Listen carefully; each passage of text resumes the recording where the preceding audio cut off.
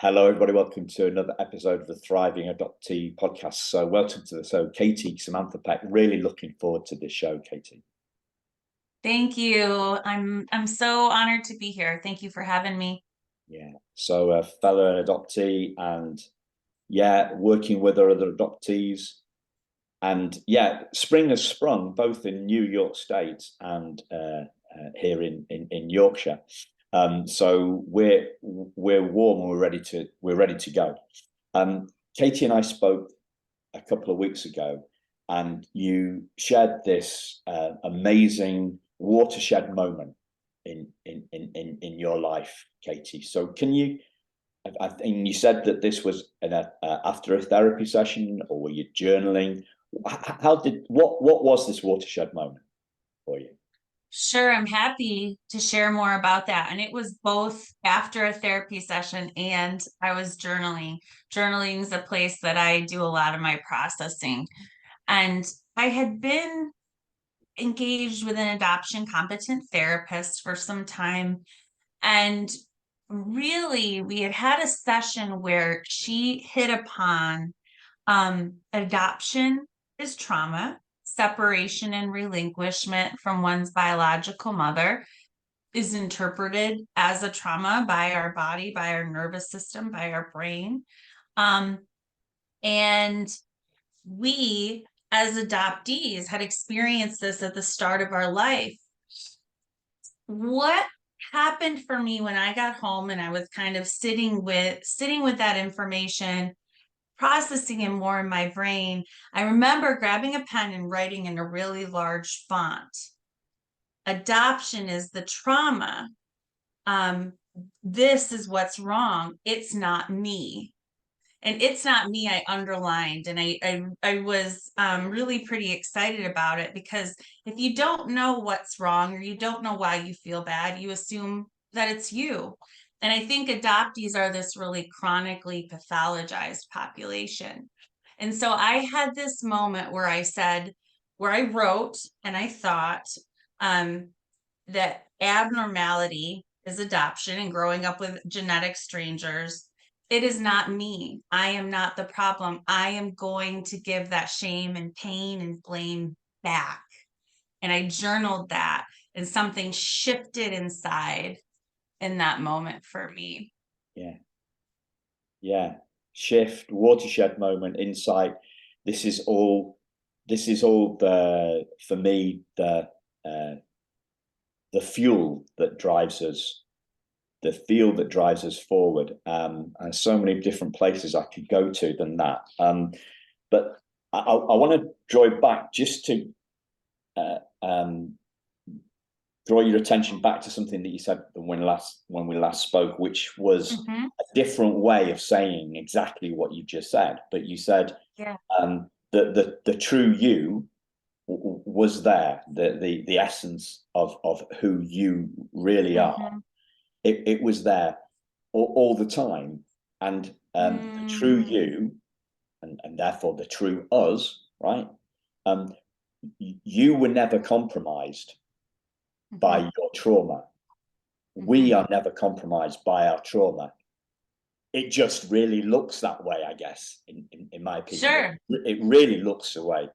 But you saw that you weren't. So this is essentially decoupling who you are, who we are, from our trauma, and seeing a separation which we have not seen before, right? So it's an epiphany, it's a watershed moment, it's a new insight.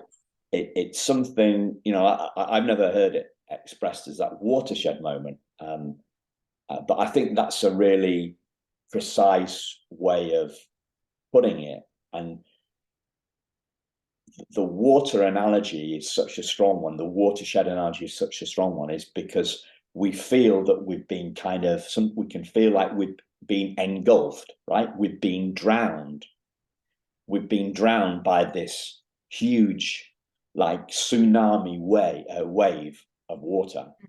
And we feel that we're going to drown. So the watershed moment is when we see that the water we've got the better of the water somehow. It's not gonna drown us. Mm-hmm. And so instead of trying to kind of put our hands against the water to stop it, right? Those two hands that we've got, the two hands that I'm reaching out, showing up on the screen, which obviously you can't see that on a podcast listen. Those two hands, right, cannot push back a tsunami of a wave. They're completely powerless. So it's not about what we do, it's about what we see. And when we have an insight, a new sight from within, that watershed moment, that's when we see the world differently. So it's a seeing thing. It's not a doing thing. Yeah. Yeah, I love the visual, and I wish people could see your hands with the water. I think that's a powerful pairing. And I like what you said, harkening back to our previous conversation, and that thought of us being this whole and pure being when we're born, and then something happens to us, and we aren't that thing.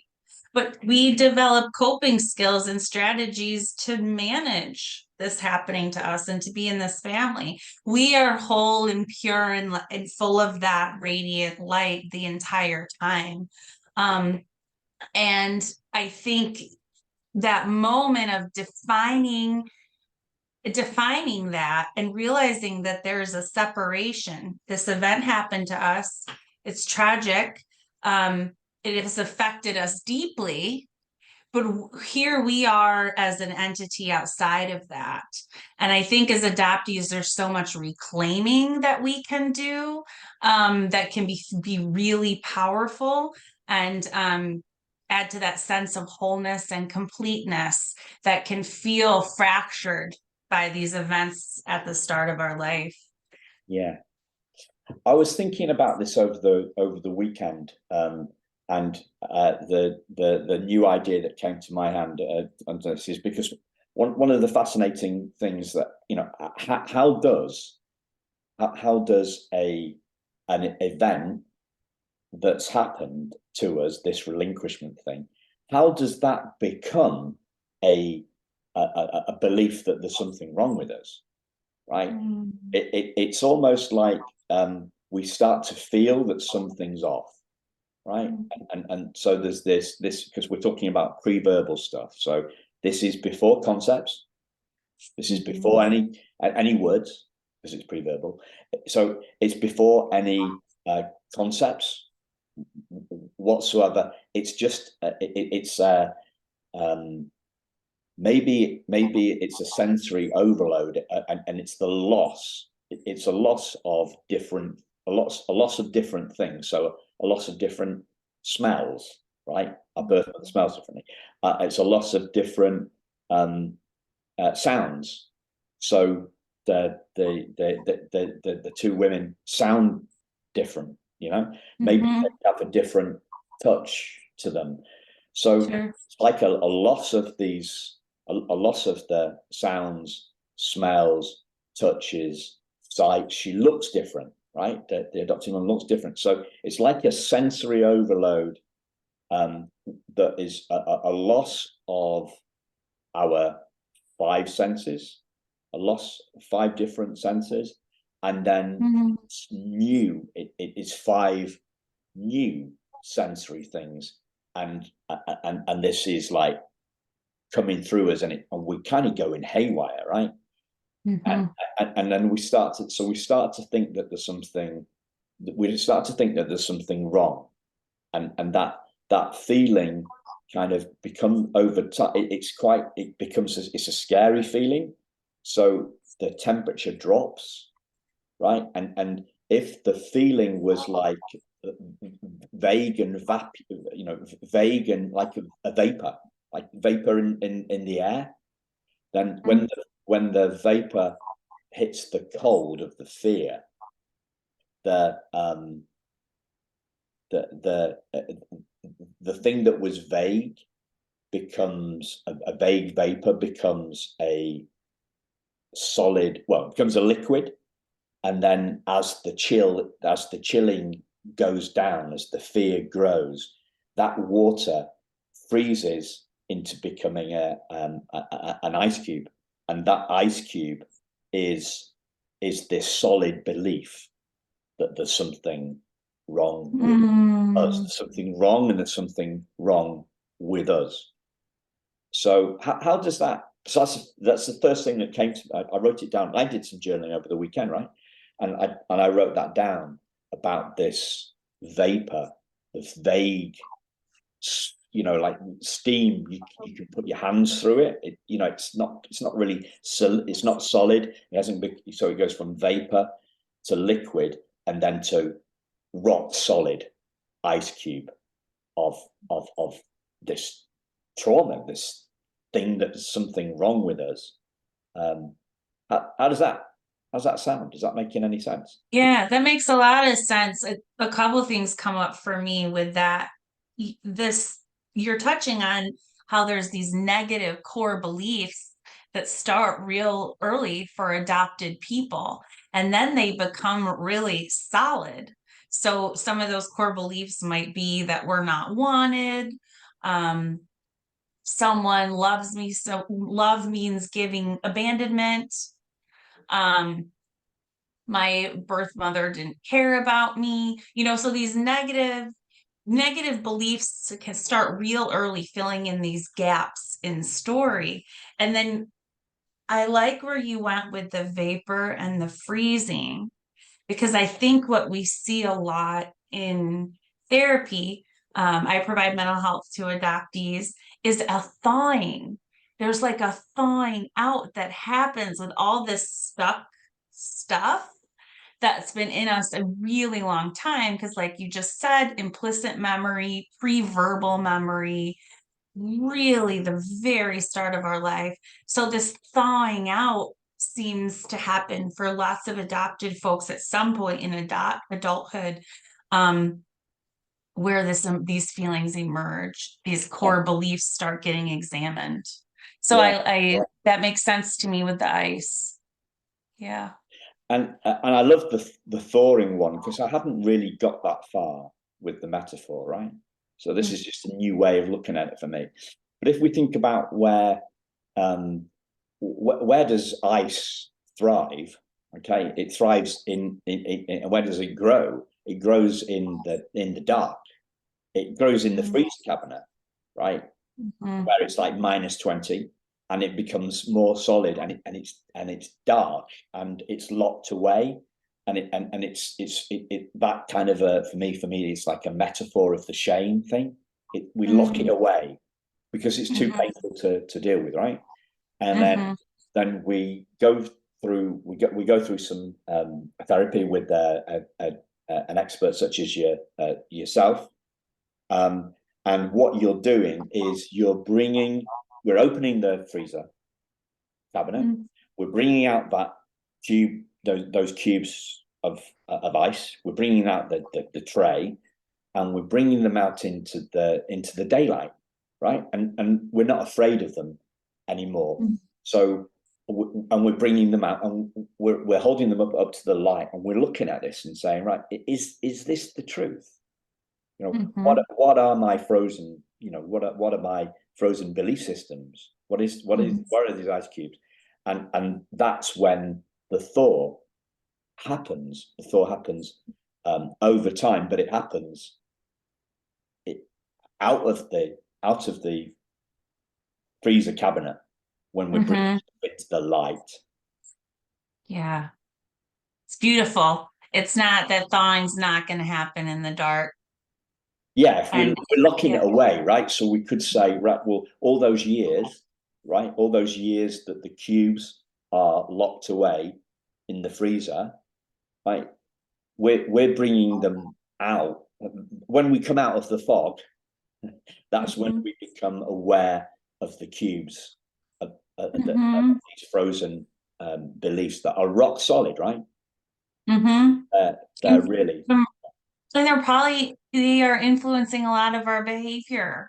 Having a core belief that you're not wanted by your primary caregiver that is going to fundamentally impact a lot of your behavior if that's kind of the blueprint underlying how you understand yourself.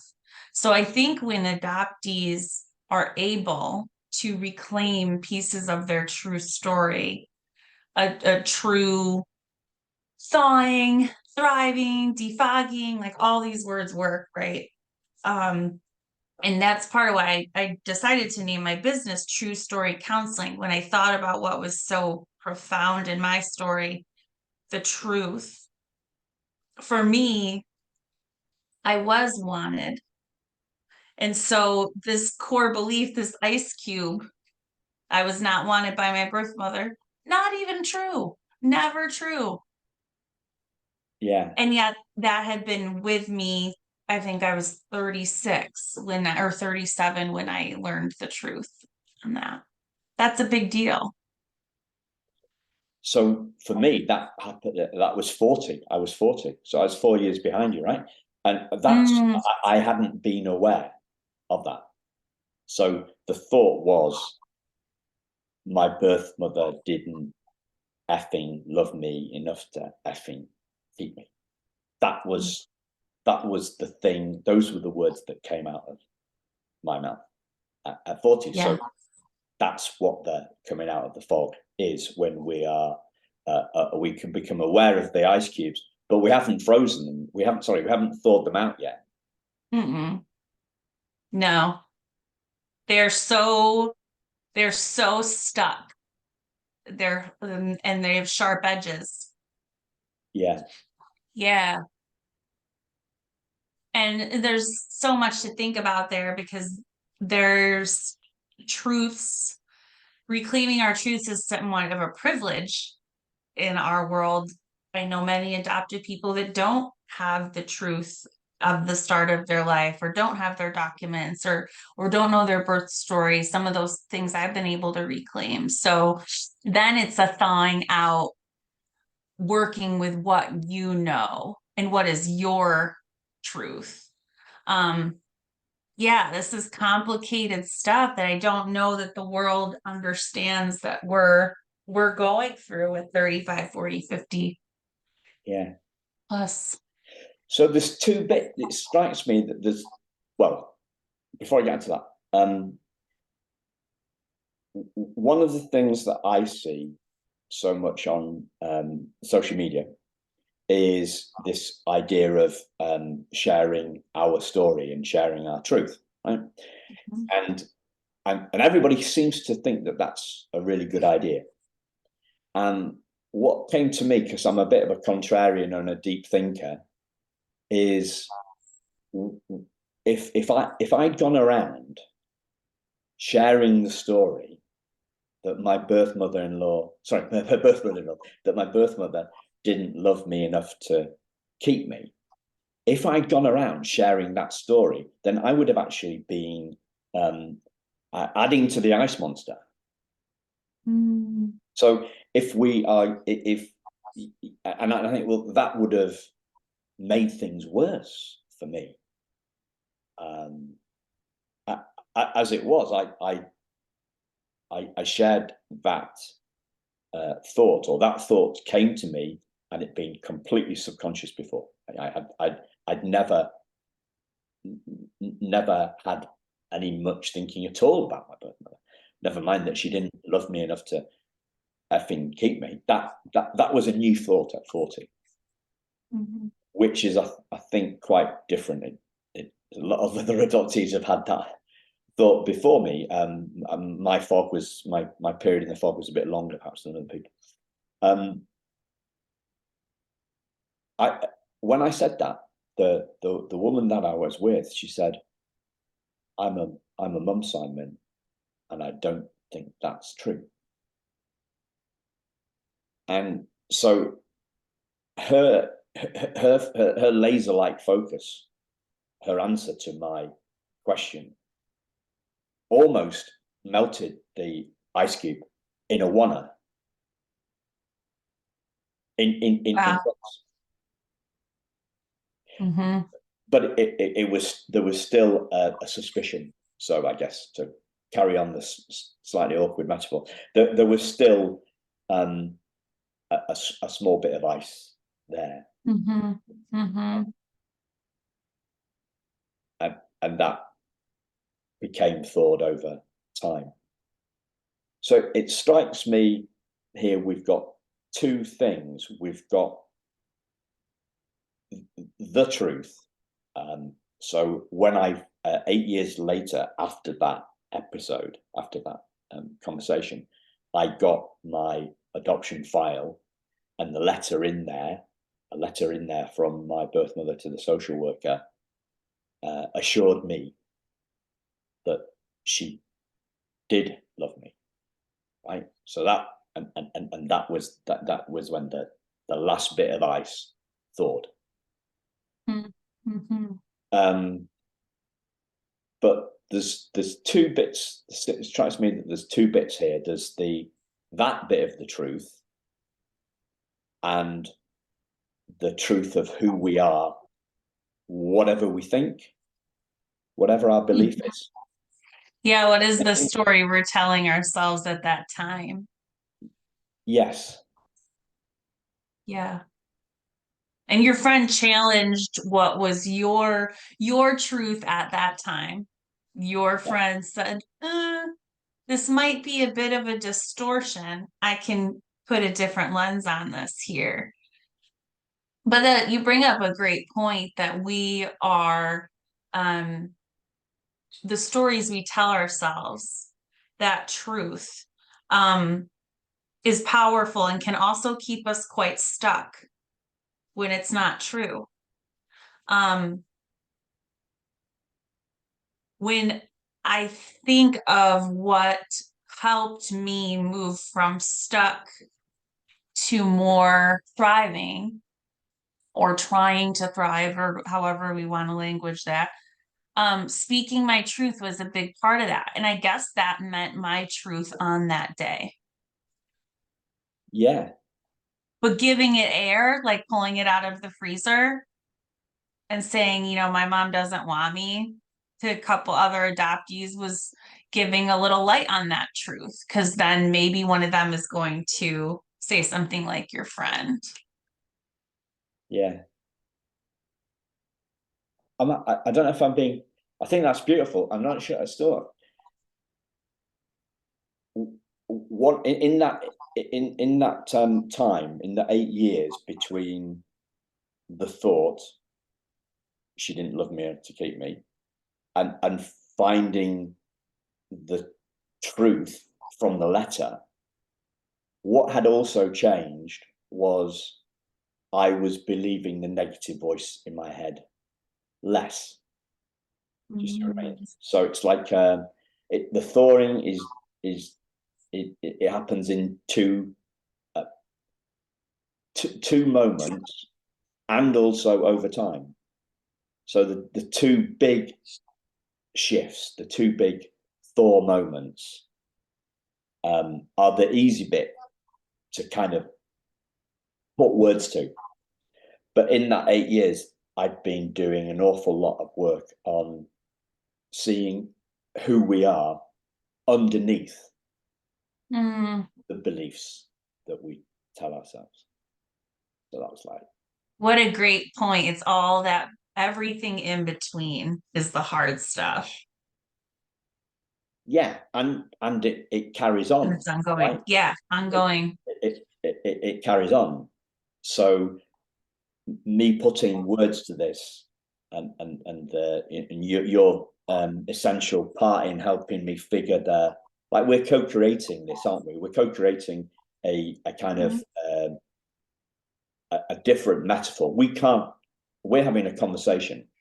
We're not having this isn't one of your sessions with one of your clients. We're creating this in a conversational way, talking about different watershed moments, talking about different metaphors in different ways, in the hope that is my hope for always listeners is that our insights help you to have your insights. That's what I'm trying to do. I'm trying to bring up with every guest, I'm trying to, in this case, Catie, I'm trying to bring up Catie's watershed moments, bring that up into the light, explore what's going on, then I explore that going on in the hope that that provokes, catalyzes some insights within you, listener. And then I'm going in, I'm adding my take on all this and my experience on this as a kind of case study, and to flesh out the ideas, because we can't ask you, listeners, a question. You can't ask us. We're just having a dialogue, and we're hoping that this way of seeing what belief systems are, decoupling from the trauma, sharing what we've learned, helps you, listener, along your journey, and seeing that that's ongoing. Because I think I've been looking at this stuff 16 years now. Wow. Well, and for me, I'm at a similar kind of time frame, because I did my master's thesis on impact of adoption on mental health in 2007. So that's right around that 15-year mark. But I didn't just rigorously study adoption that whole time. I then went out and worked with other populations, and didn't I stepped away from this and then came back to it again in my 30s. And I've now put several years kind of back in the immersion of all of it. But yeah, I like how you're talking about it being ongoing, even though I had the privilege of meeting and talking with my birth mother, and she was able to correct that core negative belief that I had been living with for 3.5 decades. That moment didn't just turn the ice cube into a puddle and I went on my way. It's so much more complicated and long lasting than that, because that belief system had been, driving my bus this whole time. So there was a lot that I had to uncouple that went along with that thought of not being wanted. So ongoing is the best way to describe it, I think. Yeah. I heard somebody talking about how beliefs change, and he gave this was a guy, regular listeners will know that I name check this guy all the time, a guy called Rupert Spira. He talks about how beliefs shift. Some beliefs can shift really, really quickly. So he gave the idea of a belief in Santa Claus, right? So you wake up and you see that your mum or dad putting the presents at the end of your bed, right? And the belief in Santa Claus is just busted. That's it. It's gone. But the thing about trauma, I guess, I don't know. You know more about this than me. You're the professional. What you're alluding to is a belief that takes far longer, or is far more progressive in its shifting, rather than a 1 or a 0. Do I believe in Santa Claus? Yes, I believe in Santa Claus. No, I don't, and I'm good, right? Or do I believe? You talked about your birth mother being able to correct that core belief, but then an ongoing process that kind of underpins, that's the erasing of that core belief. I don't know what. I like how you brought up the scale. Like if we use a Likert scale, 1 to 10, if that belief was prevalent in our thinking, 9 out of 10 all the time, it's a big part of our day-to-day story we're telling ourselves, our beliefs, our decisions we're making, our behaviors. We're rating that a 9 out of 10 is this really pervasive, consistent, kind of debilitating belief. So maybe over time we can move that to like a 3 or 4 or a 2, versus a complete erasure, like you said with the Santa Claus. That makes perfect sense. You're told you pretty quickly go right down to 0, 1. Maybe you're a little hopeful and it's like a 2, but Oh yeah, in yeah, general, it quickly computes. Um, I think because these beliefs are so ingrained with our identity and our core sense of self, um, and started so very early, it just, I think, is a longer process where we um, can move down that scale where they influence us less and less. yeah. So it's the scale has probably got two parts to it. So it's the percentage of our life or the percentage of our day that we are in that belief, uh, Mm-hmm. and it's also a severity. Yeah, we could scale, like we could say 0 to 10 today. How much do you believe that? The severity, how strong is that Oh yeah, belief? And strong. Yeah, maybe that's over time, the strength, severity, strength. great word. Strength. Yeah, Yeah, because we talk about that, two don't we? good ways to use that scale when examining the belief. Um, yeah, because I think unlike the Santa Claus, it's not that simple for adoptees. This mom and abandonment and attachment wound stuff is in the core of our being. And so it's like an evolution, a process over time, and also very possible. Yeah. I think that's the hopeful part. So the scale. I love your word strength. So the scale it's got two bits on it. So number one is the strength of the strength of the belief, and then maybe the x-axis maybe, and then the y-axis is the frequency. It's the number of times in a day, number of times in any day that this stuff raises its head consciously. But what about the unconscious stuff? I know. Yeah, exactly. Yeah. So I What don't about? know that I think I would more, if I was asking someone, the way I would verse it is this belief, I was not wanted by my birth mom. Do I believe that today? And how strong is that feeling? 1 to 10, 10 being very strong. It's all I can think of. It's controlling all my thinking. It's very pervasive. 1, I do not believe that at all. I believe I was Yeah. wanted. That might be how Look I at it. would Yeah. verbalize that. Yeah. I love this. I love something that comes to mind when you say it. It's like how conscious am I of it? Yeah. How much am I attaching to it? Yeah, how much am I attaching to it? How much am I believing it? Well, that's the strength, yeah. Because until this, when I get into this stuff about the belief stuff, I always go to that, like that self, in other mindset kind of work, we would be looking at limiting beliefs, right? Mhm. We would call, we would use the term self-limiting beliefs.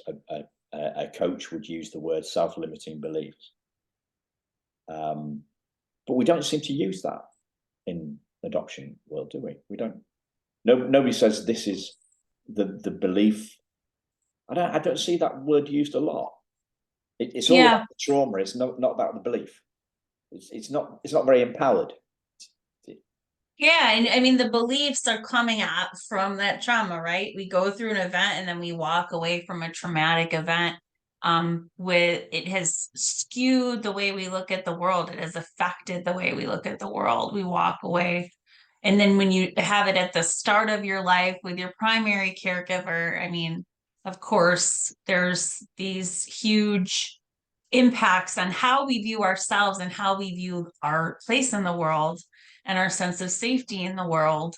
A lot of beliefs are coming out of that event uh, that we can get curious about.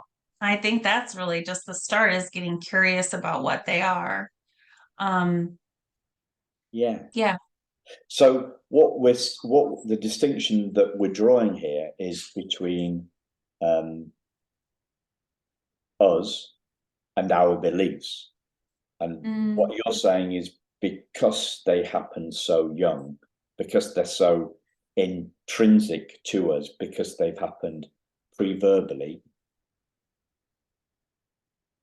we can't see them. We can't see that we are not them. Right? Right. Are we our beliefs? I mean, like, are we our beliefs?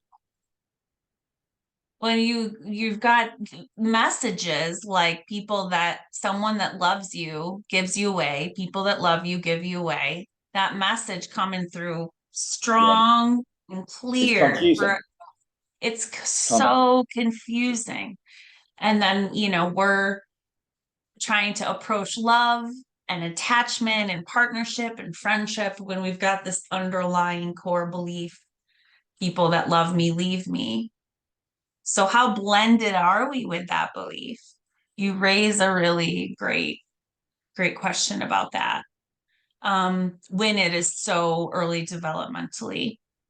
I think, yeah, what a tall order, what a heavy lift to unblend from some of these things that would have started so early. Yeah. Again, not impossible, because I want to, come from that place of hope, but also reality. Kind of both pieces of it. Yeah. One of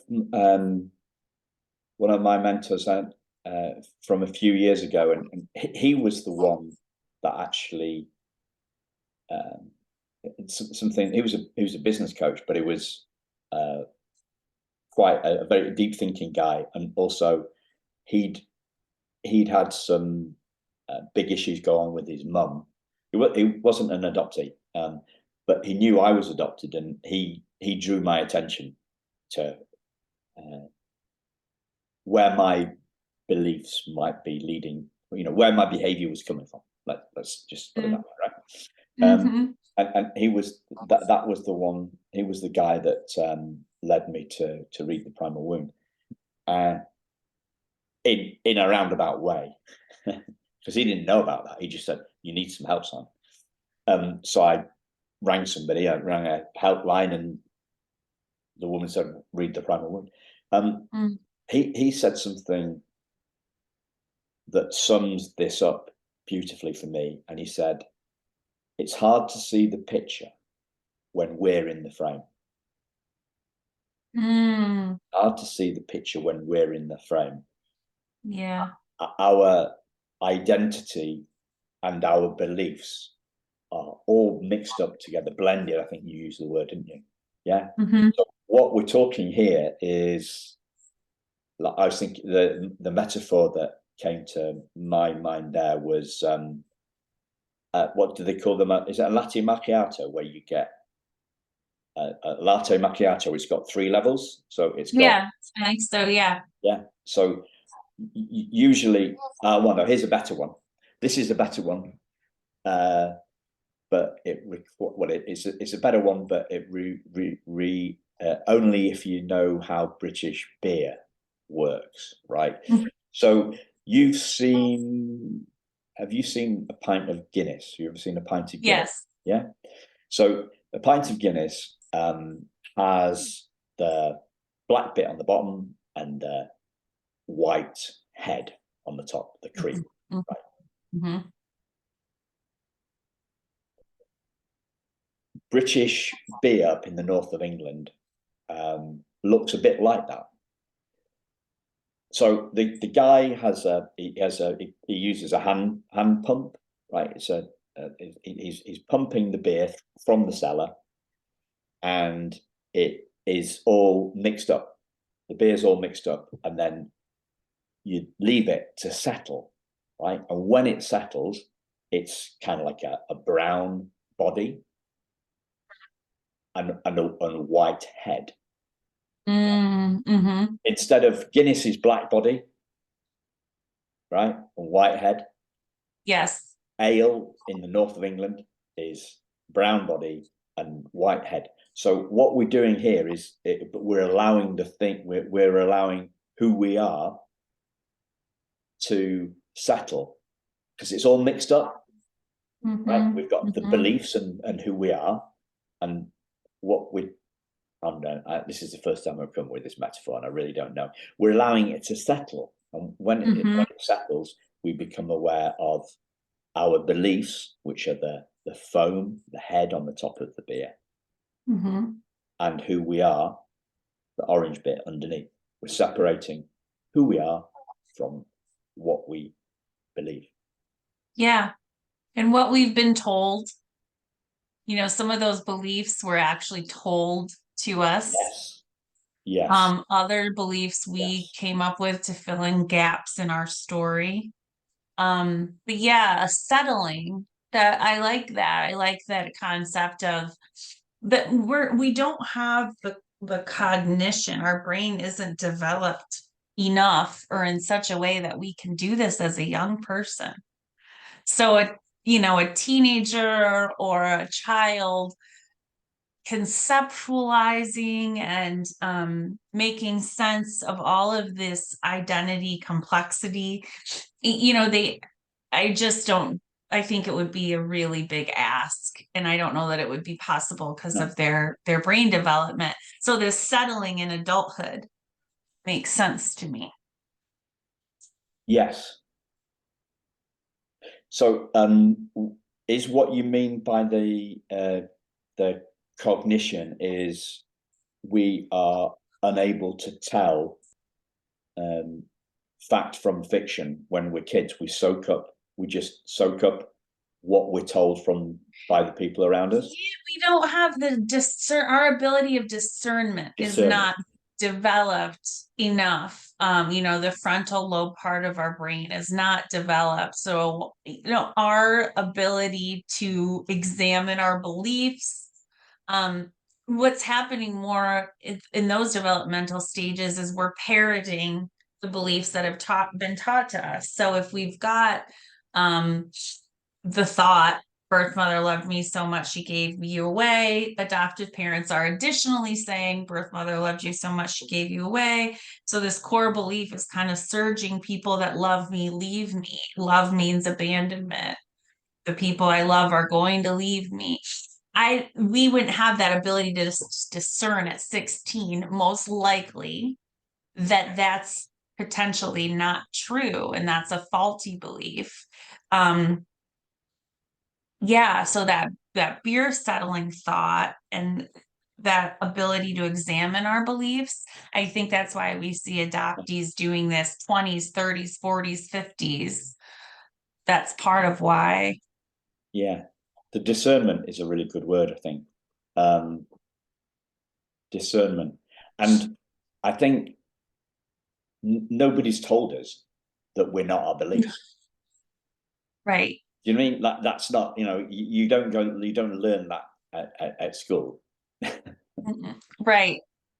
No, there's no, I know here in the US, at least, there's limited curriculum, if any, around emotional health, mental health, psychological well-being, any of that. So you're right. Yeah. And I was talking about this over the weekend, and I was talking to somebody about this last week, actually, I think. Yeah, because you used the word mindset, right? And there's a book called, there's a American educationalist, and her book is called she's called Carol Dweck, and the book is very famous, popular book, and it's called The Growth Mindset, right? And who wants their mind to be set? Don't we want mind fluid? Yeah. Sure. Mindset is like concrete. Right? I came up with this the other week. You've got concrete, and then you've got reinforced concrete, right? So reinforced concrete is concrete that has steel running through it to make it even stronger. right? So if you've got this growth mindset, well, take the word mindset, right? So we've got this this cast iron, cast iron belief. That's another word we talk about. Cast iron, reinforced steel belief that we're not good enough because we've got this proof, haven't we? It's like that is it ain't changed very easily, is it? And we don't really want a mindset. We want a mind fluid. We want one of the themes that keeps on coming back every conversation I have, I think, with an adoptee is persistence and curiosity, right? And those two things together, persistent curiosity, like people go on for decades trying to get to the truth of the part one of their story. Yeah. What's the truth? What's the real truth? What was it that, how did I come into existence? What was it that was going through my birth mother's mind? So persistent curiosity is mind fluidity. It's not mindset. But everybody goes on about mindset. Well, no, don't want it set. Yeah, I like that because persistently curious people are typically fluid thinkers. That's kind of what you're combining for me. And I like the word fluid because it brings us back to water, which is everything we were talking about earlier.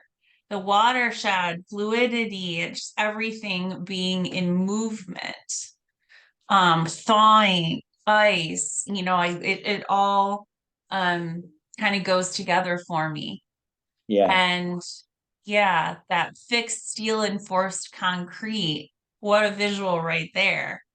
And I think, like you said, we have evidence. Some of these beliefs that we have, there's evidence. Well, she did give me away. I mean, I'm in this other family, evidence right here that factually occurred. And so examining the why, who were the players, who are the decision makers, can shift that whole story. Getting the truth is pretty paramount to the fluidity too, I think. So when I was a kid, I think we were about 8 or 9, we all were like in the school that I went to, we had to wear a uniform. This is like pretty much all schools in the UK, both what we call primary, what you call elementary, what you call high school, what we call secondary school, right? You've got to wear a uniform. And a lot of kids have to wear a necktie, right? And so somebody cottoned on to the idea that for some reason we have magnifying glasses. Some realized that you could get the magnifying glass and use the sun's rays to actually burn a hole in your tie. Which, as I say this, I'm thinking I should have thought about this metaphor through. But what before, because we're damaging it, right? But if I instead of using the magnifying glass to burn a hole in my tie, I'd been using it for a good purpose, like I had an ice cube and I wanted to melt it, right? Then I can get the sun's, I can direct the sun's energy, concentrate that into a tiny bit, and I can melt the ice cube of my belief.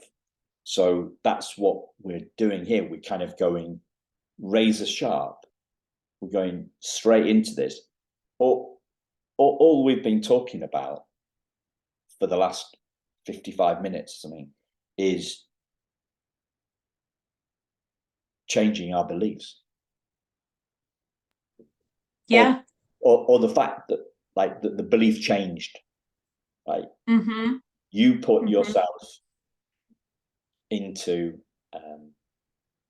a therapy situation, right? You put yourself, that sounds a bit jargony, right? You went to therapy, right? You were curious, you want to find out what's going on. I went to therapy, I had the coaching, I listened to podcasts, I'm doing all this stuff. So we're staying curious. We're being persistently curious. We're focusing our attention on who we are, on our beliefs, on what happened to us. We're instead of shutting everything away in there, leaving the ice in the freezer box, we're bringing it out. We're directing our focus persistently, our curiosity persistently. We're focusing the light of our attention on our beliefs. We're doing that consistently over time, and that's leading to the thawing of our beliefs and the revealing of the truth, who we are, underneath our idea of what we think we are, because somehow these beliefs started so young, were pre-verbal. We got confused about who we were. We heard differing, strange versions of the truth from the world around us. Nobody ever taught us to separate who we are from what we believe. Therefore, they got mixed up. We're separating that out. And that's all we've done for an hour. Can you believe that? We've just done that Wow. for an hour. I know. And I was tying in, you've talked on other podcasts and I really liked it. I don't remember if it was you or a listener, but I think you added the thought of coming out of the fog, mist, and then brilliant sunshine. That stuck with me. If you tie that into what you just shared, that brilliant sunshine is helping to thaw all the ice. Yeah. So it all kind of comes together, and that to me is a really hopeful, beautiful, exciting visual. Yeah. Yeah, that gets me excited for adopted people. Yeah. Beautiful. And yeah, it is. It's a beautiful thought. And what tenacity we have. Yeah. What Yeah. tenacity. It's striking. Yeah.